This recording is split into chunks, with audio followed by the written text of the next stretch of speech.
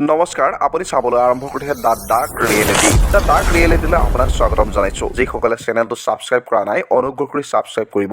আজি the dark ৰিয়েলিটিলৈ এটা গুৰুত্বপূৰ্ণ বিষয় আপোনালোকৰ মাজলৈ লৈ আনিছোঁ আলোচনা কৰিবলৈ। আশা কৰোঁ আপোনালোকে স্কিপ নকৰাকৈ ভিডিঅ'টো চাব।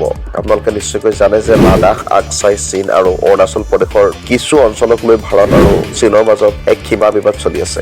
এয়া বিশ্বৰ অন্যতম দীঘলীয়া আৰু জটিল ভূখণ্ডীয় বিবাদ।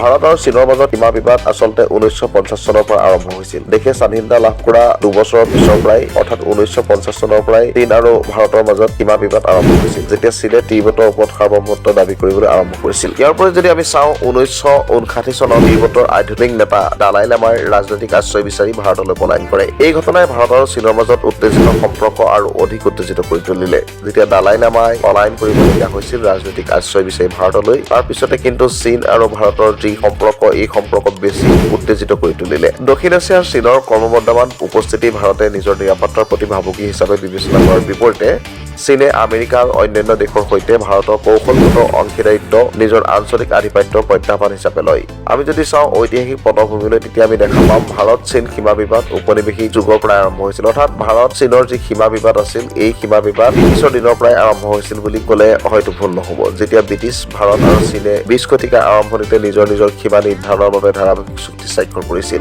কিন্তু এই চুক্তিসমূহ সাৰ্বজনীনভাৱে স্বীকৃতি দিয়া নহ'ল আৰু দুয়োখন দেশেই সীমান্তৰ বিভিন্ন অঞ্চলৰ ওপৰত নিজৰ দাবী উত্থাপন কৰি থাকিল। ভাৰত আৰু চীনৰ মাজত প্ৰথম বৃহৎ সংঘাত সংঘটিত হৈছিল 1962 চনত। তেতিয়া প্ৰধানমন্ত্ৰী জৱাহৰলাল নেহৰু আছিল আৰু জৱাহৰলাল নেহৰুৰ দিনতে 1962 চনত প্ৰথমবাৰৰ বাবে ভাৰত চীনৰ মাজত এক বৃহৎ সংঘাত হৈছিল। আৰু এই সংঘাতৰ ফলত চীনৰ সৈন্য ভাৰত আক্ৰমণ কৰিবলৈ আহি প্ৰায় তেজপুৰমান পাই গৈছিল। যেতিয়া ভাৰত চীনৰ মাজত আকছাই চীন অঞ্চলত যুদ্ধৰ সূত্ৰপাত হৈছিল। এমাহ ধৰি চলি থকা এই যুদ্ধৰ ফলত চীনে আকছাই চীন দখল কৰাৰ লগতে লাডাখ অঞ্চলৰ এক বৃহৎ অংকৰ ওপৰতো দখল কৰে।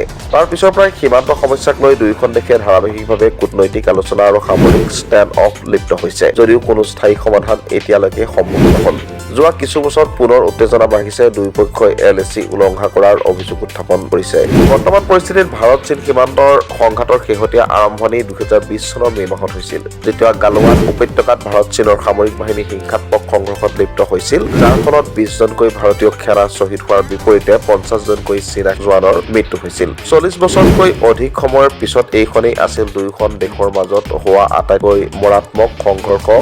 গালৱান উপত্যকাৰ সংঘৰ্ষৰ পিছত ভাৰত আৰু চীন দুয়োখন দেশে সীমান্ত অঞ্চলত নিজৰ সামৰিক উপস্থিতি শক্তিশালী কৰি তুলিলে। সমস্যা সমাধানৰ চেষ্টাত দুয়োপক্ষই কেইবাবাৰো আলোচনাত মিলিত হয়, যদিও এই আলোচনাৰ কোনো স্থায়ী চুক্তি স্বাক্ষৰিত নহ'লে। 2012 চনৰ ফেব্ৰুৱাৰী মাহত দুয়োপক্ষই সংঘাত ক্ষেত্ৰ বেংছৰ অঞ্চলৰ পৰা নিজৰ সৈন্যক পাৰস্পৰিকভাৱে আঁতৰ কৰাৰ বাবে সন্মত হয়। ইয়াক সীমা বিবাদ নিষ্পত্তিৰ দিশত এক ইতিবাচক পদক্ষেপ হিচাপে দেখা গৈছিল, যদিও দুয়োখন দেশৰ মাজত উত্তেজনা বৰ্তমানে অব্যাহত আছে। এই সংঘাতৰ প্ৰভাৱ অৰ্থনৈতিক ক্ষেত্ৰত পৰিছে। 2020 চনৰ জুন মাহত ভাৰতে ৰাষ্ট্ৰীয় নিৰাপত্তাৰ প্ৰতি ভাবুকি সৃষ্টিৰ অভিযোগত চীনৰ কেইবাটাও মোবাইল এপ নিষিদ্ধ কৰিছিল। ইয়াৰ কাৰণ নিশ্চয় আপুনি গম পাইছে। আনহাতে ভাৰতৰ প্ৰতি আমেৰিকাই সমৰ্থন প্ৰকাশ কৰি ঘোষণা কৰা আমেৰিকাই ভাৰতৰ সাৰ্বভৌমত্ব ৰক্ষাৰ প্ৰশ্নত ভাৰতৰ সৈতে থিয় দিব।